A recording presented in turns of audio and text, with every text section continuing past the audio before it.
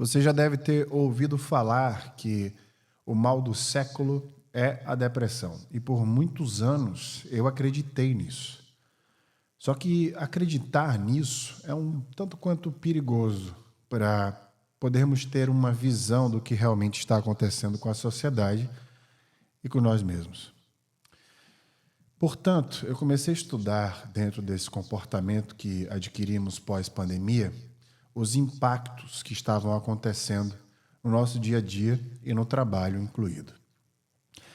Uma das coisas que mais me chamou a atenção é essa percepção do que realmente está afetando as pessoas a maior parte do tempo.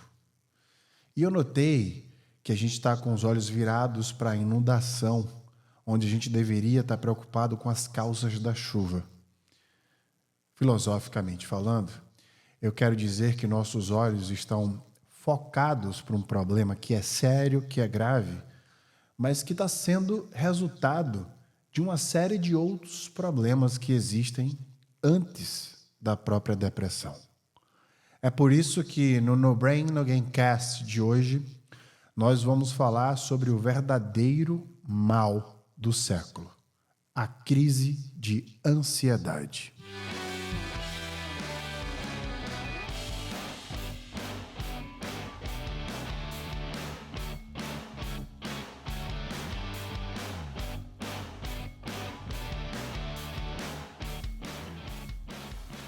Você já sabe, mas não custa lembrar que o No Brain No Game Cast é produzido e publicado pela Become School e você acha essa escola para cursos executivos e mentorias que ressignifica a relação das pessoas com o trabalho no Instagram por @become.school. Nós estamos lançando um site novo, inclusive, que você pode acessar pelo www.become.school, escola em inglês.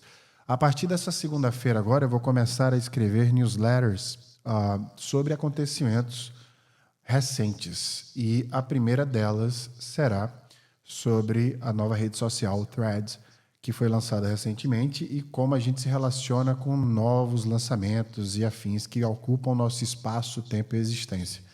Então, para quem tiver interesse de receber essas newsletters sobre acontecimentos recentes e a minha perspectiva científica sobre elas e sobre eles, é só se inscrever no link que eu vou deixar na descrição desse episódio e dos próximos também, independente de onde você esteja vendo ou ouvindo o No Brain No Gamecast. 720 milhões de pessoas, de acordo com a Organização Mundial de Saúde, a OMS, sofrem com transtornos mentais no mundo inteiro. Se a gente parar para pensar, isso corresponde aproximadamente a 10% da população mundial. Ou seja, se você tiver 10 amigos, existe a probabilidade matemática de que um deles sofre com algum transtorno mental. Para piorar essa estatística e para trazer ela para o seu dia a dia e para o meu também, o Brasil, o nosso país, lidera o ranking de ansiedade e depressão na América Latina. São quase 19 milhões de pessoas com essas condições. Ainda pior, de acordo com o último grande mapeamento global de transtornos mentais, também realizado pela Organização Mundial de Saúde, o Brasil possui a população com a maior prevalência de transtornos de ansiedade do mundo. Sabe aquele medo de sair de casa que a gente tem no Brasil, de ter o celular roubado, aquele medo de perder o emprego, medo do cenário socioeconômico?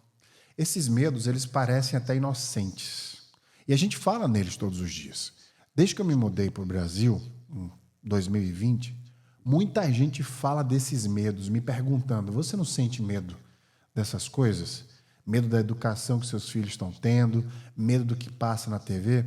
E esses medos parecem tranquilos, porque está no dia a dia e a gente enfrenta eles de uma maneira tranquila. Olha, eu quero te dizer agora que estes são os medos somados que podem estar tirando o seu sono.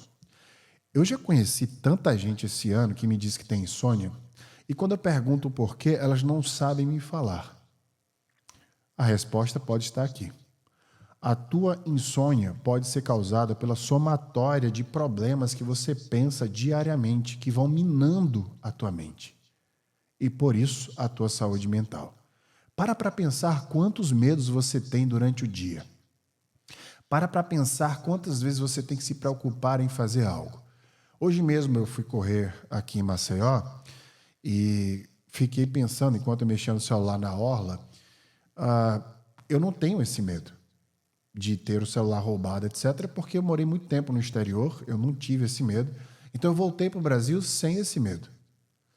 Mas eu fico imaginando, e como eu sabia o tema que eu ia gravar hoje, eu fiquei me imaginando quantas pessoas não iriam conseguir mexer no celular naquele momento para chamar um transporte, justamente porque tem medo, ia procurar algum lugar para poder, talvez nem estaria com o celular naquele momento.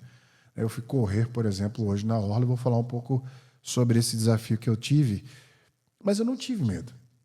Mas quantas pessoas você teria esse medo? Quantas vezes você se trava durante a sua semana, o seu dia, inclusive, por algum medo que você tem? A ansiedade é uma resposta emocional e fisiológica normal, porque ela nos prepara para o estresse, para que a gente possa se defender e tomar decisões. Então, se sentir ansioso é normal. Inclusive, quando a gente vai fazer uma viagem legal de férias ou vai ver alguém, a gente fala, estou ansioso para te ver, eu estou ansioso para as nossas férias. A gente costuma usar a palavra estar ansioso ou ansiosa no lugar de animado ou animada. E é uma coisa boa porque a ansiedade, neste aspecto, nos faz sentir algo bom, positivo. Agora, isso começa a nos adoecer quando a ansiedade começa a aparecer em situações que não precisava e nem deveria. Numa relação amorosa, por exemplo, como a gente não sabe se a pessoa vai terminar ou não aquela relação o tempo inteiro, se sentindo estressado e ansioso, numa reunião, sem saber se vai ser demitido ou promovido, o que é que estão achando da gente. No momento em que precisamos lidar com alguém, de alguma forma, a gente fica ansioso, sem saber como a pessoa vai reagir àquilo. E quando a gente escuta algo sobre nós mesmos, a gente se sente tão julgado que exageradamente a gente se sente ansioso, sem saber do porquê, como e de que forma estão pensando na gente. Agora, lembra da ansiedade da nossa infância, quando o coração acelerava antes de uma prova no colégio, ou aquele nervosismo logo no seu estágio, naquelas primeiras reuniões importantes, e a sua mão suava no seu primeiro dia de trabalho ou antes de uma entrevista de emprego? Provavelmente você já sentiu alguns desses sintomas, e eles são normais. Eu até recebi um privilegiado conselho de um mentor que eu tive, dizendo que se eu não sentisse essas sensações antes de uma palestra, de uma aula, eu não iria me sair bem. Porque a ansiedade nos prepara para isso, para que a gente possa dar o nosso melhor. Mas a crise de ansiedade, essa ansiedade que adoece, ela não faz a gente dar o nosso melhor. Ela nos faz, na verdade, acessar o nosso pior. Ela assassina a nossa produtividade em todos os aspectos. A gente deixa de ser um excelente amante para alguém que a gente ama, porque a gente fica ansioso, inseguro, com medo e não sabe o que está acontecendo, e a gente não dá o nosso melhor para a pessoa. A gente não mostra aquela face apaixonante que a gente tem desde o início da relação. A gente deixa de ser bons pais quando a gente fica ansioso em relação aos nossos filhos e o desempenho deles na escola e a segurança deles na vida, porque a gente começa a cobrar e a gente ainda fala, é um amor paterno de educação. Será mesmo que é? Ou é a gente sendo ansioso e colocando a ansiedade, esse sentimento ruim, exacerbado e doentio à frente da nossa consciência, do nosso amor e dos nossos deveres? Se você está com dificuldade recorrente para dormir, se você fica sem ar em uma reunião importante e não consegue se concentrar no trabalho por somente pensar no pior, tem algo de errado com você. O que a gente acredita ser normal pode ser um distúrbio psiquiátrico. Eu sei que é difícil ter consciência disso, mas pode ser uma realidade.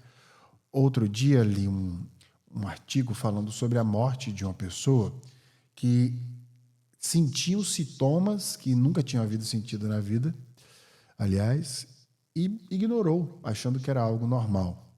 Ou seja, ele ignorou os sinais de que ele estava morrendo. A gente entra nesse ciclo de distúrbio e torna isso o nosso dia a dia, que se torna tão forte que a gente não percebe que a gente está perdendo a vida. Um estudo realizado pela Canadian Journal of Psychiatry comprovou que quanto maior o uso de telas, maior o nível de ansiedade. Eu vou repetir. Quanto maior o uso de tela, maior o nível de ansiedade. Isso é uma comprovação por dados científicos. Agora eu quero te fazer uma pergunta. Qual é o país com maior tempo de uso de tela do mundo? Você está certo. O Brasil é o país que lidera essa lista. São 5 horas e meia de uso diário de aparelhos aqui. Agora imagina as crianças, que no mesmo estudo comprova que crianças que usam telas exacerbadamente também desencadeiam crises de ansiedades. Imagina como essa criança vai crescer. A ansiedade pode virar uma depressão. Agora, eu quero te ensinar a enfrentar a ansiedade antes que isso aconteça, para que você possa se sentir bem a maior parte do tempo na vida. Porque se você se sente ansioso a maior parte do tempo, que tipo de vida você está tendo? Está valendo a pena se sentir desse jeito todos os dias? Vale a pena trabalhar desse jeito, se relacionar desse jeito? Será que vale a pena a gente se sentir diariamente ansioso por algo que a gente nem sabe? Aqui estão alguns passos para enfrentar crises de ansiedade, de acordo com a Public Health Scotland, e alguns direcionamentos que eu gostaria de te dar dentro do que eu tenho estudado por comprovações científicas.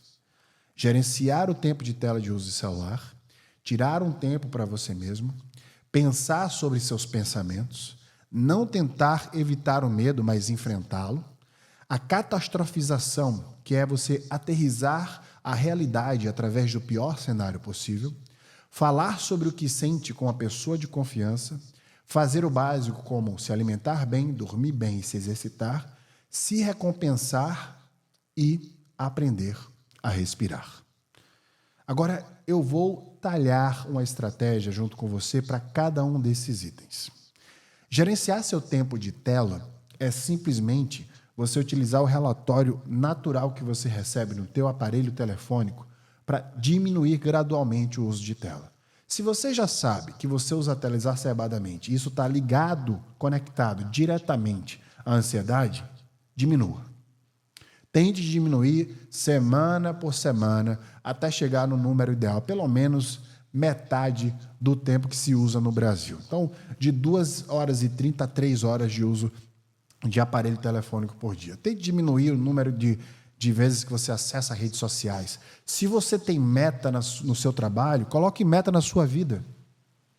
Coloque uma meta na sua vida para você usar celular, porque você está atrapalhando o seu bem-estar, simplesmente deixando utilizar a tela o tempo que você acha que deve utilizar no dia a dia. Tire um tempo para si mesma. Tente refletir como você acordou, como você está indo dormir. Eu faço isso todos os dias, isso é maravilhoso. Refletir sobre como eu estou me sentindo. Acordei bem, acordei mal, por que eu estou mal, por que eu estou bem, o que é que eu devo fazer? Por exemplo, ontem eu tive um dia muito ruim, eu dormi péssimo.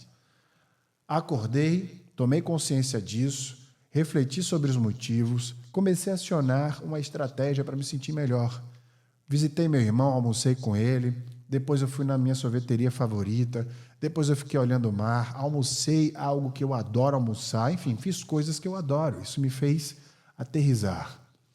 Uma estratégia para eu me sentir mais próximo de mim mesmo e o dia foi melhorando. Até que ontem eu dormi muito bem, hoje eu acordei cedo, fui correr 8 quilômetros na praia e tudo ocorreu como esperado. Estou aqui gravando esse episódio para você da melhor forma possível. Depois pense sobre seus pensamentos. Isso é estoico. Eu adoro o estoicismo e eu quero doar esse pensamento filosófico que fundamentou, inclusive, a terapia cognitiva comportamental, que é à frente da terapia baseada em evidências científicas. Então, pensar sobre as qualidades do seu pensamento. Marcos Aurélio, o imperador romano, filósofo, né, mais de 2000 anos, já falava sobre isso. Você tem que ter uma qualidade de pensamento que, quando a pessoa te perguntar o que você está pensando, você tem que ter a tranquilidade de dividir com ela, apesar de não precisar.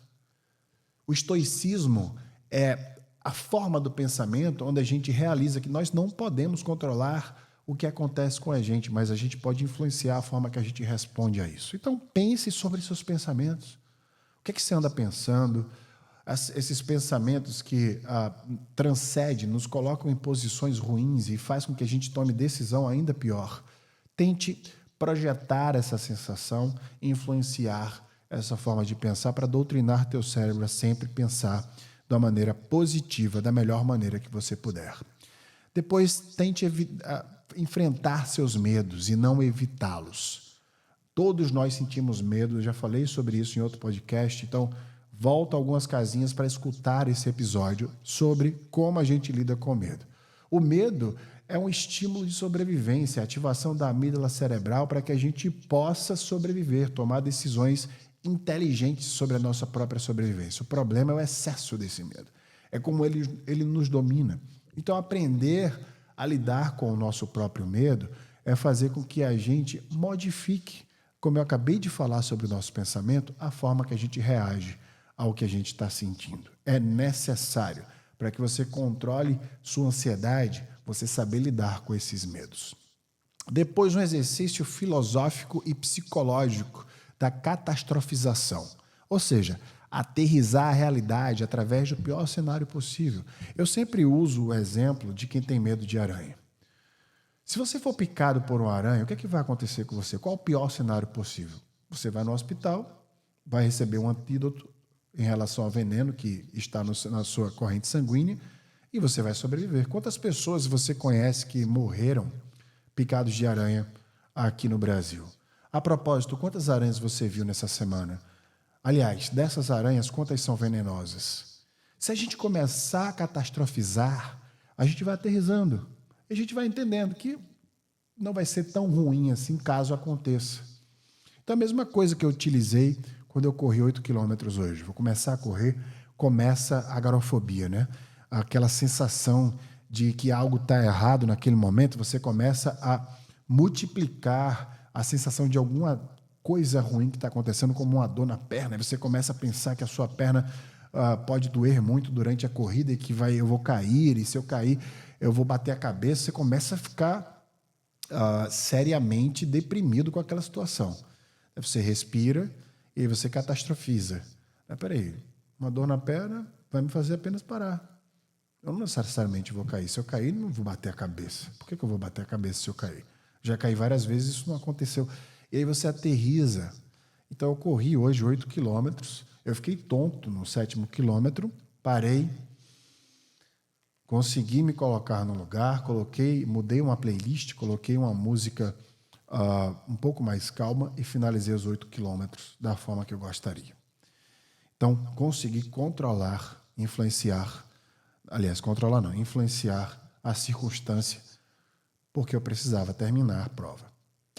Falar sobre o que sente com outras pessoas é terapêutico. A própria terapia tem isso e é uma estratégia.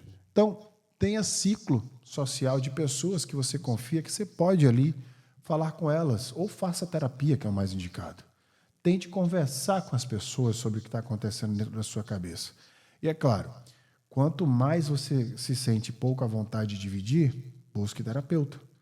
Porque o que você fala com um amigo, ele não tem uma estrutura terapêutica para te colocar. Então tem coisa que ele pode estranhar sobre o seu pensamento. E a gente pensa muita bobagem. A gente pensa em se matar, a gente pensa em matar pessoas, a gente pensa no pior o tempo inteiro. Então a gente precisa doutrinar esses pensamentos. E através da terapia a gente vai conseguir fazer isso. Porque o terapeuta vai te dar parâmetros científicos para que você possa seguir e entender que muito do que você está fazendo, na verdade, é normal. ou até mesmo diagnosticar você com algum distúrbio mental e esse distúrbio psiquiátrico vai ser tratado. Existem tratamentos adequados para todo tipo de distúrbio psiquiátrico, não importa qual você tenha. Então é importante a gente ter uma estrutura para poder se defender e conseguir ter bem-estar a maior parte do tempo. Depois eu quero que você faça o básico. Como é que está a tua alimentação? Você está dormindo bem? Como é que está o teu exercício físico? Você faz exercícios a maior parte do tempo durante a semana? Porque se você não faz o básico, não adianta. Ninguém pode fazer essas 3 coisas por você. Não tem como você terceirizar isso. Eu já falei aqui em outro podcast de que a melhor forma de você fazer o básico é você andar com pessoas que vão fazer o básico junto com você. Pessoas que vão acordar bem, dormir bem, te cobrar. Dormiu bem essa noite? Cara, dorme mais cedo hoje. Vamos acordar cedo amanhã, vamos caminhar juntos, vamos correr, vamos jogar juntos. Vamos no restaurante XYZ, vamos almoçar juntos na sua casa, na minha, vamos cozinhar. E essas pessoas vão te levando. Hoje, eu acabei de falar sobre isso, ontem para jantar, e eu faço isso todo dia. Eu janto sempre tapioca com coco, eu coloco aí um queijo derretido por cima e coloco ovos mexidos. Aí vem 2 coisas que eu faço. Como eu sei que o cérebro adora coisas hiperpalatáveis, eu sei que a crocância e a cremosidade são coisas hiperpalatáveis. Porque o cérebro entende que tudo é crocante e tem gordura, por exemplo. E o cérebro adora uma gordura. Então, mesmo que não tenha gordura, quando você coloca alguma coisa crocante na boca, você é estimulado automaticamente, fisiologicamente, a secretar dopamina, serotonina, por exemplo. E aí, o que é que eu faço? Eu faço uma tapioca na frigideira, coloco a goma, coloco o sal, coloco o coco ralado, depois eu levo para a air fryer. E aí eu coloco pedacinhos de queijo na air fryer, normalmente queijo mineiro light. Coloco por 5 minutos, fica crocante, parecendo com um beiju, como a gente chama aqui no Nordeste. Daí eu faço ovos mexidos, só que eu não coloco nenhum tipo de óleo, eu coloco leite desnatado. Mexo os ovos, coloco o sal, ponho por cima da tapioca. Eu tenho cremosidade e crocância numa alimentação saudável. Eu sinto o mesmo prazer.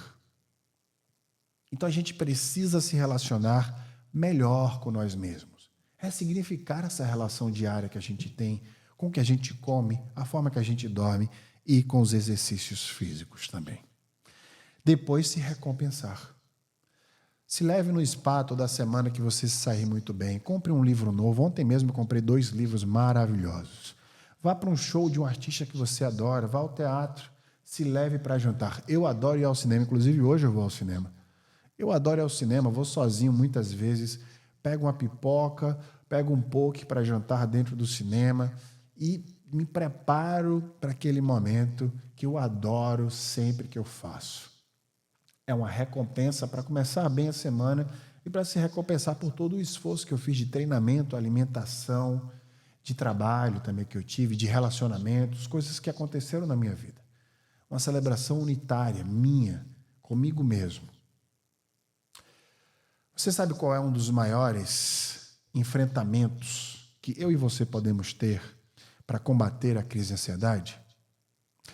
Lembra que eu falei que a gente fica ansioso quando a gente vai visitar alguém ou quando a gente vai sair de férias?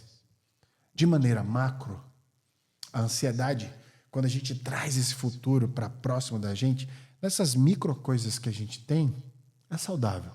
Agora, quando a gente traz o nosso futuro para o presente, de maneira macro, aí a gente tem um problema. Porque a ansiedade é a antecipação desse futuro que a gente nem sabe que vai existir. E sabe qual é uma das melhores armas para naquele minuto que você estiver sentindo ansiedade, você utilizar a respiração. Aprender a respirar pode te ajudar a enfrentar momentos difíceis na vida. Porque desacelera o batimento cardíaco, reduz a pressão arterial e oxigena o cérebro. Quando a gente oxigena o cérebro, a gente expande essa capacidade de acesso cognitivo. Hoje mesmo eu senti isso. Eu poderia parar de correr no 4º quilômetro dos 8 que eu tive, por indicação da assessoria de corrida.